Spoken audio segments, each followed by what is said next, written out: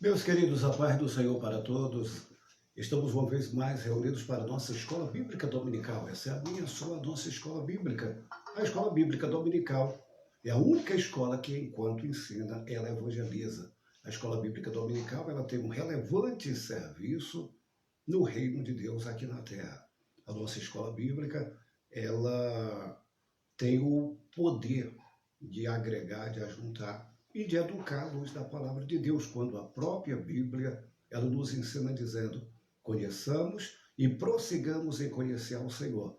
O que cabe a cada um de nós é, nesse processo de salvação, no processo de conversão, no processo de santificação, regeneração, o que nós estamos abordando ao longo desse trimestre, na carta aos Efésios, é conhecermos mais um pouquinho de Deus, é conhecermos a cada dia mais, mergulharmos mais na palavra de Deus, para que nós possamos estar a cada dia nos aproximando de Deus e evitando assim os grandes erros grotescos que a cada dia nós estamos vendo sendo noticiados por aí pela grande mídia.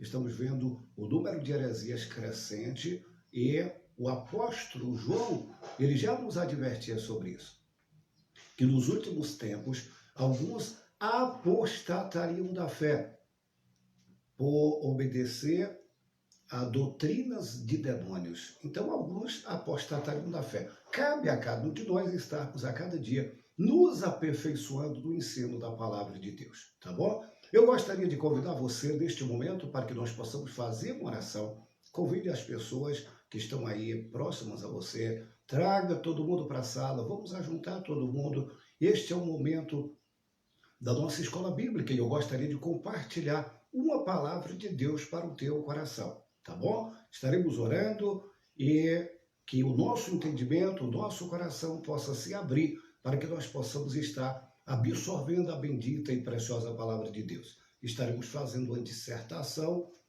prática, concisa e evitando qualquer tipo de exagero teológico, até porque o tema que hoje está em apreço é exatamente sobre predestinação. É um tema complexo, é um tema que tem gerado muitas polêmicas, eleição e predestinação, e nós vamos aqui tentar nos ater de forma sucinta, de forma precisa, de forma concisa, evitando também exageros teológicos e, de antemão, eu gostaria de dizer para você que esse é um tema que não está fechado, até porque existem algumas correntes teológicas, mas nós estaremos abordando dentro do que nós entendemos que é a nossa doutrina assembleiana, pentecostal, e nós estaremos tendo um entendimento sobre o que a palavra de Deus nos diz sobre eleição e predestinação. Tá ok? Vamos orar? Querido Deus e poderoso Pai, estamos em Tua bendita, maravilhosa e grandiosa presença para Te louvarmos, adorarmos e glorificarmos o Teu nome, ó Pai. Abra-nos o entendimento, prepara o nosso coração. Querido Deus, precisamos muito de que nesta manhã o Espírito Santo do Senhor nos traga o entendimento da Tua palavra. Que o nosso coração esteja pronto, que o nosso entendimento esteja pronto, ó Pai, e que possamos ser grandemente abençoados pela ministração da Tua palavra, ó Pai. É o meu pedido e o meu agradecimento em o nome de Jesus. Amém. Nós estamos na nossa lição de número 3, 19 de abril de 2020, que tem como tema eleição e predestinação. Nosso texto áureo da nossa lição, como também nos elegeu nele antes da fundação do mundo, para que fôssemos santos e irrepreensíveis diante dele em amor, e nos predestinou como filhos de adoção por Jesus Cristo, para si mesmo, segundo o beneplácito da sua vontade, conforme Efésios, capítulo 1, versículos 4 ao 5. Nossa verdade prática, segundo a sua presciência, Deus elegeu e predestinou para a salvação os que creem e perseverariam na fé em Cristo Jesus. Nossa leitura diária, quem tem a oportunidade de acompanhar ao longo da semana, nós temos aqui uma sugestão que está fundamentada na nossa lição. Ela joga luz exatamente na nossa compreensão ao longo da semana, para que nós possamos ter um entendimento melhor do tema que ora estaremos abordando. Então, quem teve a oportunidade de acompanhar, segundo 1 Pedro 1:2, fomos eleitos segundo a presciência de Deus. Terça, 1 Timóteo 2:4, Deus ofereceu a salvação a todos, mas nem todos a recebem. Quarta, 1 Coríntios 10:12, os eleitos devem vigiar para não cair e perderem a salvação. Quinta, Romanos capítulo 8, versículo 30, apenas os eleitos em Cristo foram predestinados. Sexta, Romanos 8, 28 e 29, a predestinação não é dupla, pois ela diz respeito apenas às dádivas da salvação. E sábado, Efésios capítulo 2, versículos 4 ao 8, a salvação pela graça, porém, provém do amor de Deus, digo.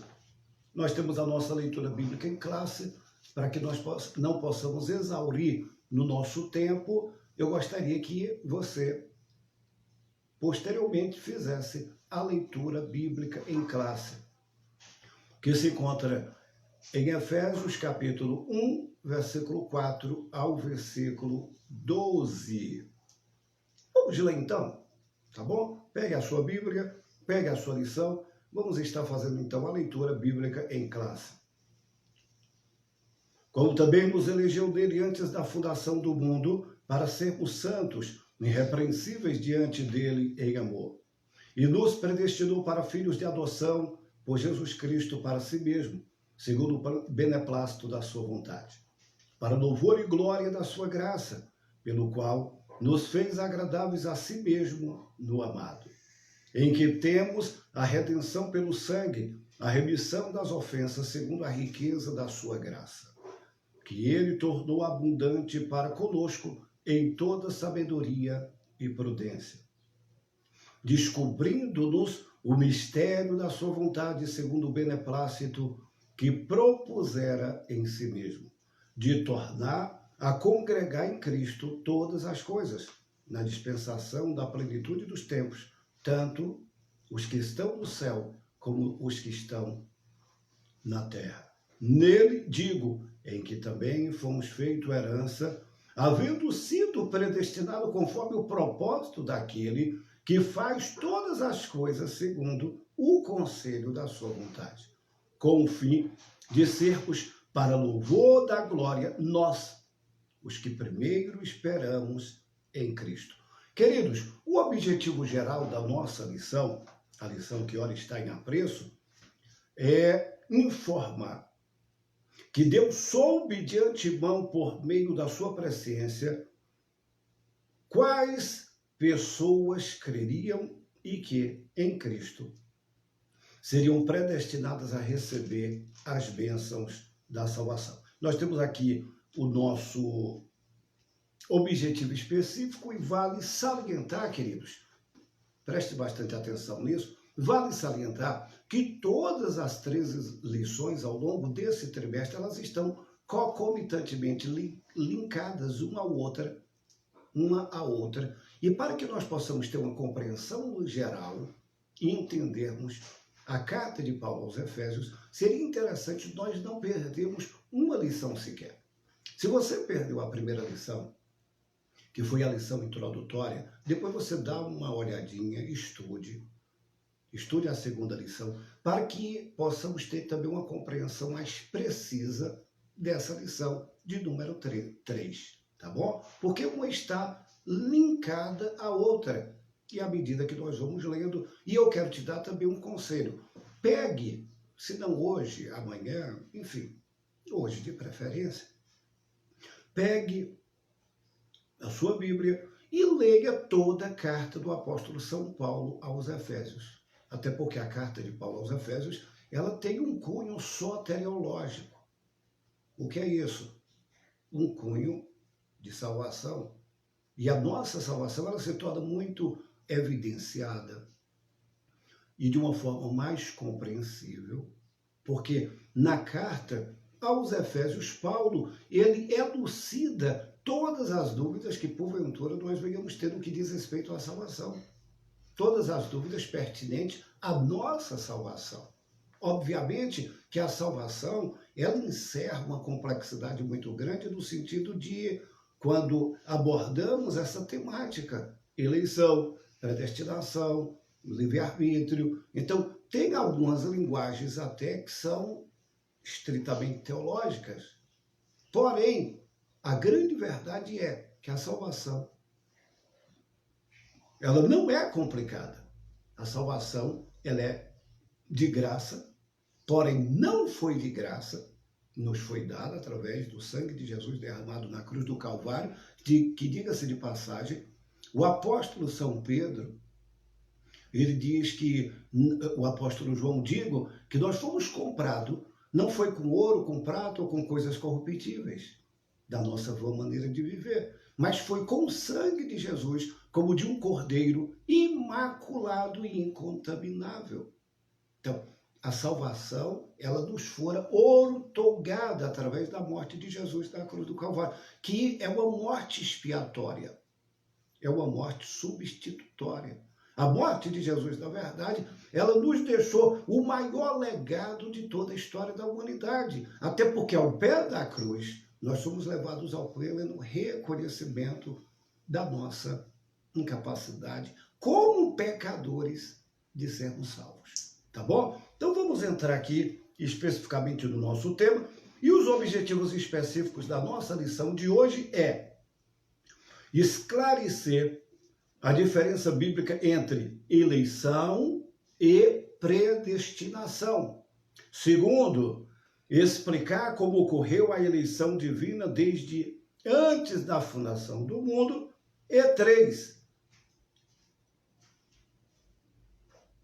contrastar que a predestinação bíblica retrata as bênçãos concedidas aos eleitos. Então, vamos entrar aqui no nosso primeiro ponto da nossa lição, primeiro tópico da nossa lição.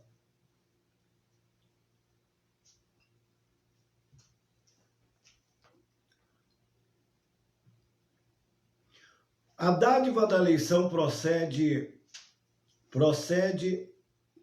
a nossa existência.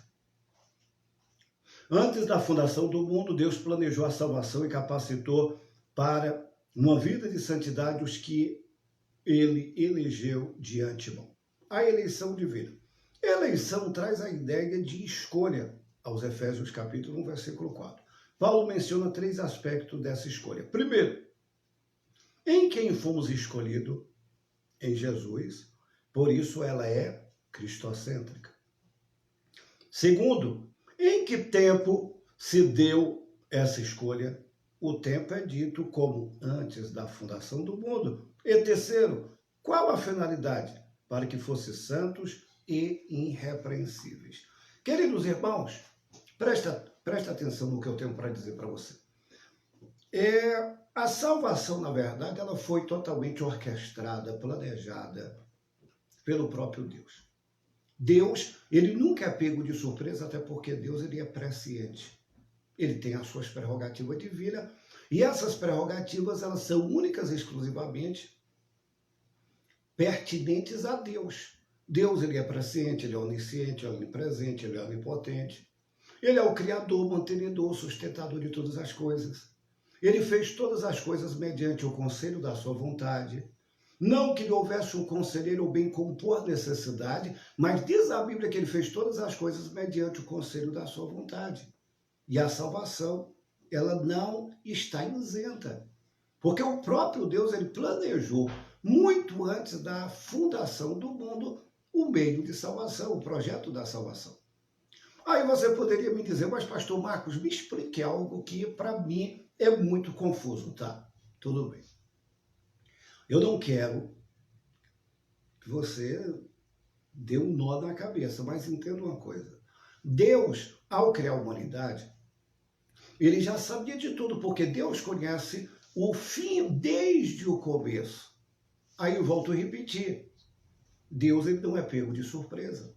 Ele sabia muito bem que o homem, dentro desse projeto dele, porque Deus estabeleceu um projeto perfeito, Deus estabeleceu um projeto de vida para o homem, um projeto de vida perfeito. Todavia, o homem, dotado do seu livre-arbítrio, ele escolheu. Por quê? Todos nós temos uma escolha.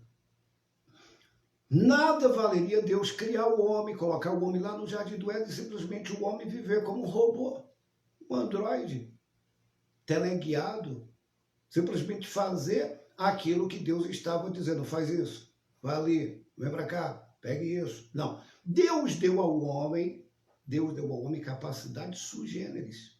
O homem é a coroa da criação divina. O homem é dotado de inteligência, o homem é dotado de livre-arbítrio. E esse livre-arbítrio, na verdade, leva o homem a tomar decisões e Deus ele não vai interferir nas decisões do homem. Obviamente que toda decisão, quando ela é equivocada, abarca consequências. Toda decisão, toda desobediência, ela vai ter as suas consequências, como a obediência também. Então, o homem, ele sempre é colocado diante de escolhas. Lembrem-se o que está escrito na palavra de Deus. Eu coloco diante de vocês a vida e a morte, a bênção e a maldição. Escolhe, pois, a vida, para que viva tu e viva a tua descendência. Deus, ele coloca diante de nós escolhas. Ele não nos obriga, nos constrange, nos compunge a obedecê-lo, não, tipo como marionetes. Pelo livre-arbítrio que nós temos, nós optamos por obedecer ou desobedecer. O homem, no jardim, bem como a sua esposa, optaram por desobedecer. Havia uma ordenança prévia. O homem desobedeceu, por conseguinte, ele quebrou a sua comunhão. Só que Deus ele não foi pego de surpresa, porque ele já havia preparado um meio de salvação, para que através desse meio de salvação pudesse resgatar o homem e trazer o homem de volta. Trazer o homem de volta não é o homem através dos seus mecanismos e artifícios, através dos seus méritos e beneméritos, através das suas boas obras, das suas atitudes de bonzinho, ele voltar para Deus, não. O meio de salvação, tanto é que o próprio Cristo, ele arrogou para si, quando ele diz, eu sou o caminho, eu sou a verdade, eu sou a vida, ninguém vem ao Pai se não for por mim, até porque Jesus é o único e exclusivo meio que nós temos a obtenção da salvação. Tá bom, meu querido? Eu gostaria que você entendesse isso. Agora, você me pergunta, mas pastor, me explique uma coisa. Isso me perguntaram há muitos anos atrás, quando nós estávamos dando aula em uma classe para uma turma, diga-se de passagem, muito boa, e nós falávamos exatamente sobre esse processo todo aqui de salvação, e alguém me perguntou, pastor, me diga uma coisa, então, se Deus sabia que o homem ia pecar, por que Deus então fez o homem? E aí a classe parou. Todo mundo ficou com... agora, boa pergunta. Ora, é uma boa pergunta, não? Se Deus, na sua presciência, sabia muito bem que o homem ia pecar, por que Deus fez o homem? Aí, aquele aluno diz, pastor, então Deus fez o homem para o pecado? Não. Ei, calma aí, deixa eu explicar. Não se precipite. Deus, ele não fez o homem para pecar, mas Deus sabia que o homem ia pecar porque Deus, ele é presciente. Ele conhece todas as coisas. Tanto é que Deus, sabendo que o homem ia falhar no processo de prova, porque, tipo, a nossa obediência ela vai estar condicionada a uma prova. Como é que eu vou provar que sou obediente a Deus se eu não passo por nenhum tipo de critério? Quando eu sou submetido à prova, assim como Adão e Eva foram submetidos à prova, quando eles foram submetidos àquela pequena prova, que era uma pequena prova, Deus disse, olha, de todos os frutos do jardim, todas as árvores, vocês poderão comer livremente, com exceção de uma árvore do conhecimento do bem e do mal, porque no dia que vocês comerem, vocês vão morrer. Vocês têm direito a tudo aqui, nada lhes é privado. Mas no dia que vocês comerem da árvore do conhecimento do bem e do mal, certamente vocês morrerão. Então, tipo, eles estavam previamente avisados. Eles tinham livre-arbítrio. Eles poderiam optar, não vamos desobedecer. Não vamos desobedecer. Eles foram tentados, por conseguinte, obedeceram uma outra voz e pecaram. Só que, querido, Deus não fez o homem para o pecado. Porque se Deus tivesse feito o homem para o pecado, logo Deus era cúmplice do pecado do homem. Deus estaria se fazendo cúmplice do pecado do homem. Não. Deus sabia, tanto é que Deus, por infinita misericórdia, bondade e graça, que lhe é peculiar, são prerrogativas do Eterno, Deus preparou um meio de redenção. Tanto é que a Bíblia diz que Ele nos elegeu, Ele nos predestinou. E essa questão de predestinar que é meio complexa, porque nós temos aí algumas correntes teológicas. E eu quero aqui, não criticando nenhuma uma outra linha teológica que diverge da linha teológica pentecostal e o nosso credo, porque quando dado nós temos aí dois grandes defensores, o arminismo e o calvinismo. E nós temos outras correntes também, mas prioritariamente esses dois.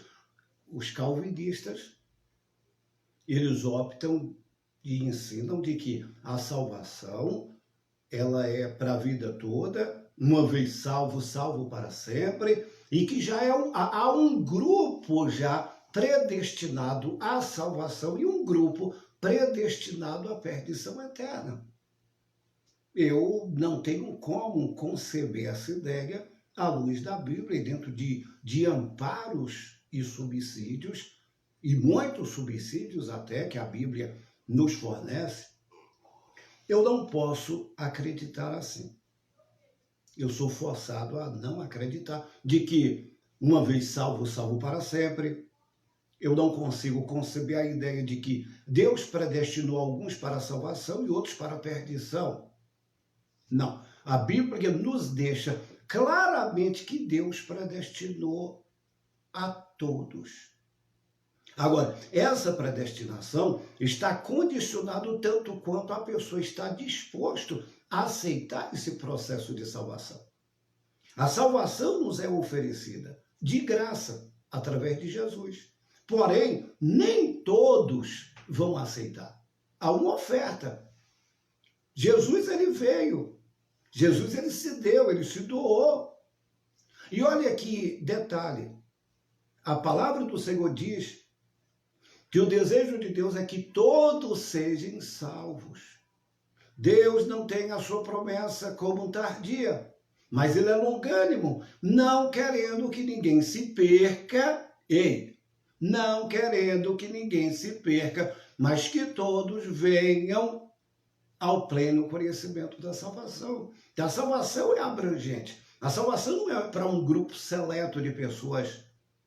A salvação não é única e exclusivamente a um grupo seleto de pessoas.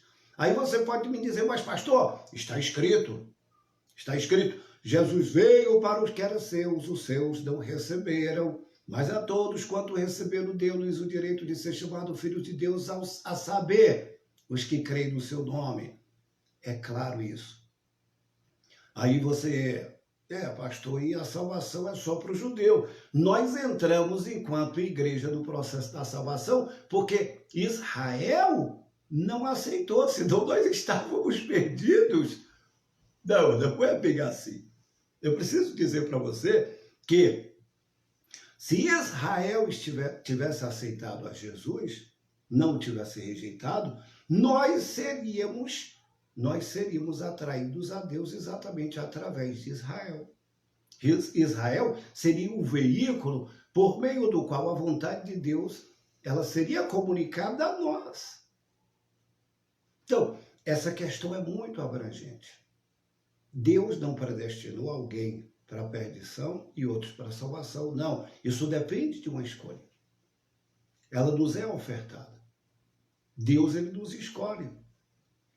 E quando a Bíblia diz ele nos escolhe, ele nos nomeou, ele nos escolheu desde a fundação do mundo, é no sentido de salvação. Não que nós fôssemos bonzinhos, não. Até porque a Bíblia diz que não é por obras de justiça, porque as nossas justiças não passam de trapos de imundície. E se você dá uma olhadinha lá no livro do profeta Isaías, e você for estudar um pouquinho o que significa trapo de imundície, você vai ver, não é coisa boa. Trapo de imundície. Então, nós não temos.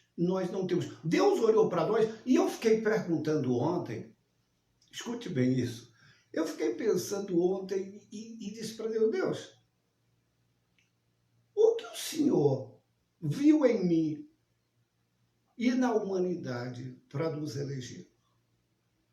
Porque, queridos, fala sério, a Bíblia diz que todos pecaram.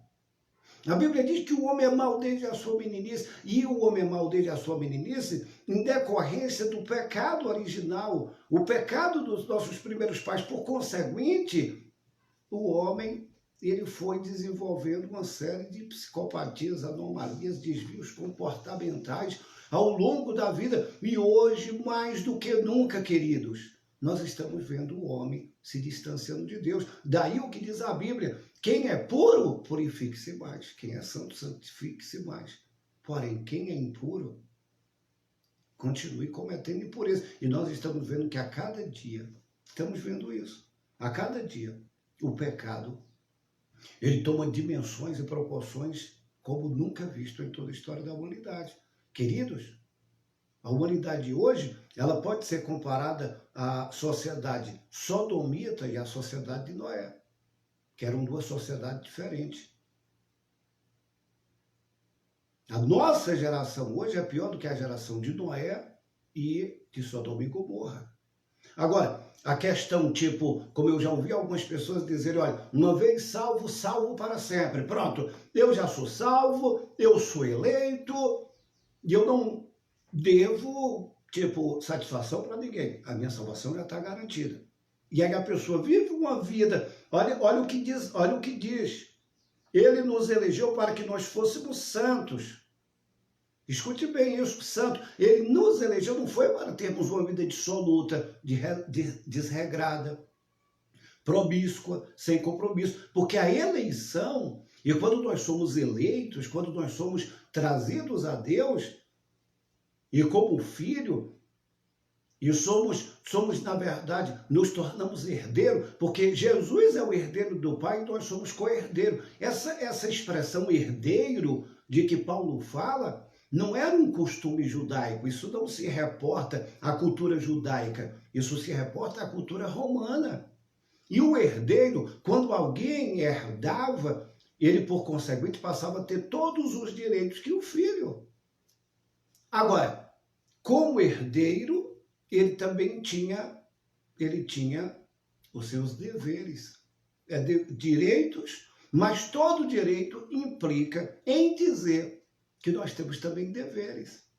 Não é porque eu sou filho que eu vou viver uma vida dissoluta, promíscua, obscena, desregrada, uma vida alienada de Deus. Não, eu sou salvo e quando Jesus voltar, quando se der o rapto da igreja, eu posso estar fazendo o que estiver, eu vou ser salvo. Não, não é por aí. Não entenda dessa forma. Até porque a predestinação ela está condicionada a uma escolha e a predestinação não nos exime. Eu preciso que você entenda muito isso. a predestinação não nos exime de obediência.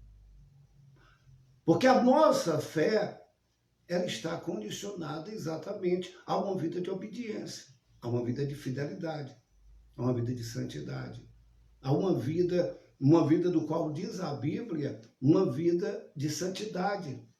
Sede santo porque eu sou santo. Eu gostaria de aconselhar você, se você ainda não tem, eu tenho aqui um livro, já está bem velhinho, porque já há muitos anos eu o tenho, do pastor Severino Pedro. É um livro muito bom que faz uma abordagem tremenda sobre a questão da doutrina da predestinação e do livre-arbítrio. Eu recomendo para você. Esse livro, quando eu o adquiri, foi em 91, 12/2/91. Isso me jogou muita luz no que diz respeito à questão da predestinação, a doutrina da predestinação. Então, eu te recomendo. E nós temos outros livros mais que poderiam servir de embasamento para essa lição. Mas eu não quero entrar em maiores minúcias, em maiores detalhes, até porque é um estudo muito complexo, e o que nós precisamos mais ter em mente é que a salvação, por mais que tenha essas complexidades aqui, de entendimento, e muitos deles até de cunho teológico, ela é simples. A salvação, ela vem de graça, ela não é de graça. A salvação, na verdade, a nossa salvação está condicionada à nossa obediência, o nosso temor e, sobretudo, a nossa aceitação. Porque, queridos, Jesus, ele sabe muito bem aqueles que vão ser pela sua presciência, vão ser salvos pela sua presciência. Porque nem todos vão escolher. Nem todos vão abraçar, nem todos vão escolher essa salvação. Como diz o apóstolo São Paulo, que nós precisamos atentar com maior diligência a essa tão grande salvação. Atentarmos com maior diligência. Sermos diligentes, sermos ávidos, buscarmos a cada dia, mergulharmos a cada dia. A salvação está bem mais próxima do que no dia que nós aceitamos a fé. A nossa salvação, na verdade, nos foi garantida através da morte de Jesus. Agora, como nós cremos dentro desse âmbito de que a predestinação, uma vez salvo, salvo para sempre, e que uns estão predestinados à salvação e outros à perdição, eu gostaria de elucidar para você de que a salvação de Deus é abrangente. A salvação de Deus, ela contempla a todos os povos, diz a Bíblia, todos os povos, línguas, raças e nações.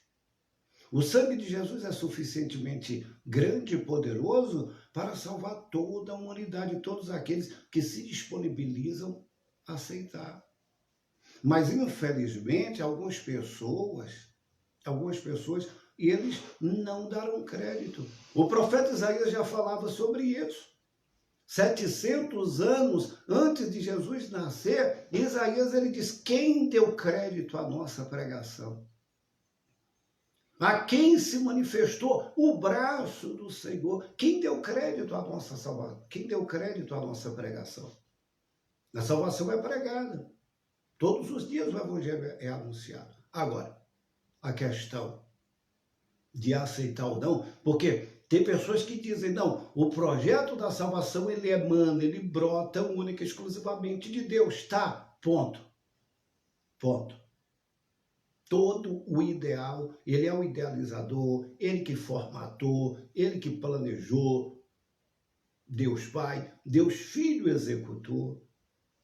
O Espírito Santo, ele aplica, ele convence o homem do pecado, da justiça e do juízo. Só que tem um detalhe, Deus, ele não vai obrigar ninguém a aceitá-lo. Não, permita-me usar uma linguagem um tanto quanto secularmente falando. Deus não vai colocar uma arma na cabeça de ninguém e vai dizer, ó, você tem que me aceitar. Você precisa me aceitar. Não. Muitas vezes a gente, enquanto cristãos, cometemos até em alguns desatinos, tentarmos obrigar as pessoas a aceitar. Eu já vi isso. Quantas pessoas cutucam o outro e dizem, você tem que aceitar, senão você vai para o inferno, você tem que aceitar. Ei, calma. Tem pessoas que, infelizmente, não vão aceitar.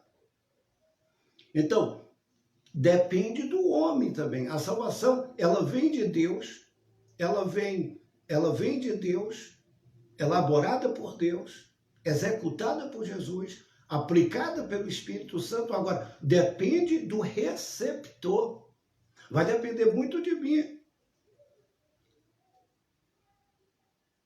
Porque Jesus, ele chega, ele nos convida, como nós vemos à luz da Bíblia e durante a história da igreja, ele vem, ele anuncia e cabe a nós sermos receptivos e aceitarmos a palavra do Senhor.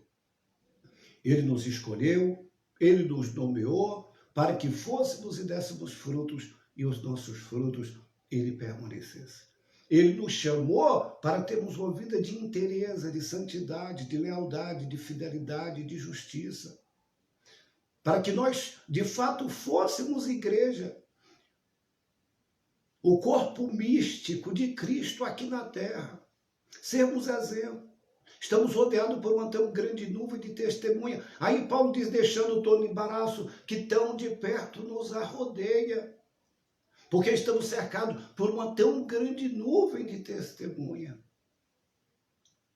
A salvação nos foi garantida. E nesse processo, cabe a mim apenas aceitar, obedecer e pela fé, como diz a Bíblia, pela fé nós somos salvos. Isso não vem de vós, é dom de Deus. Não vem das obras para que ninguém se glorie. Que Deus nos ajude. Espero ter contribuído e nós não vamos estar aqui gastando tempo entrando em questões meritórias, questões teológicas, questões divergentes, entrarmos em confronto, porque existem várias correntes, ideologias e correntes teológicas e nós não estamos aqui para entrarmos em nenhum tipo de confronto, até porque isso, ao invés de minimizar para você e deixar claro o que a lição propõe, nós poderíamos até incorrer de que isso fique muito mais complicado e inacessível à nossa compreensão. Que Deus nos ajude, que Deus nos dê da sua graça. Leia, medite, ore, se santifique. Vamos procurar cada dia nos aproximarmos mais de Deus. Chegai-vos a Deus, ele se chegará a vós. Eu acho que quanto mais nos aproximamos de Deus, mais longe ficamos do pecado. E principalmente nesses dias que antecedem a súbita e eminente vinda de Cristo para o arrebatamento da igreja, nós precisamos mais do que nunca fazermos valer a pena o que diz a Bíblia. Ele nos elegeu, ele nos escolheu, ele nos nomeou. Então, se ele nos escolheu, ele nos adotou e nós somos filhos. E como filho, nós temos direito a usufruirmos de todos os benefícios decorrentes da salvação. Agora, temos também responsabilidade. Filho tem responsabilidade. Responsabilidade de obedecer, responsabilidade de andar em obediência, em temor, em santidade. E que Deus nos ajude, que o Espírito Santo de Deus que habita em nós, que faz morada em nós, ele possa a cada dia construir em nós e manifestar em nós o fruto do Espírito Santo, que é amor, gozo, paz, longanimidade, benignidade, bondade, fé, mansidão, temperança, domínio próprio. E a Bíblia é clara quando diz que contra essas coisas não há lei, porque os que são de Cristo crucificaram a carne. Amém? Que Deus nos ajude, que Deus nos abençoe e que a cada dia a graça de Deus ela possa superabundar em nossas vidas. Estamos chegando ao final de mais uma escola bíblica dominical. Espero que nesta manhã você tenha sido grandemente abençoado. Na próxima semana estaremos uma vez mais reunidos aqui para juntos, através do Facebook, através do Instagram, transmitindo a nossa escola bíblica dominical. Até mais, forte abraço do vosso servo Pastor Marcos. Te convido a orar comigo neste momento. Querido Deus e poderoso Pai, te louvamos, adoramos e glorificamos o teu nome. Muito obrigado, meu Deus, por tua bendita e preciosa palavra. Querido Deus, que nós possamos de alguma forma termos alcançado a tua palavra, absorvido a tua palavra e que possamos guardá-la nos nossos corações, em nome de Jesus. Amém. Detalhe, se inscreva no nosso canal Marcos Aurélio. Tá bom? Vai lá. Logo esse vídeo vai estar disponível também lá no nosso canal. E deixe o seu like, compartilhe e assim nós estaremos alcançando o maior número de pessoas. Forte abraço, fiquem todos com Deus.